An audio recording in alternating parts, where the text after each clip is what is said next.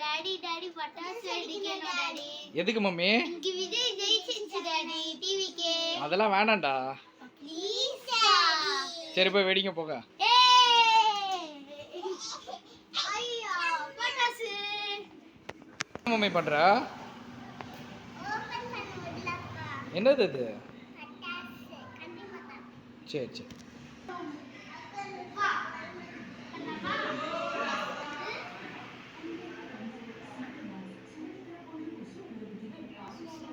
சுசுர் வெத்தி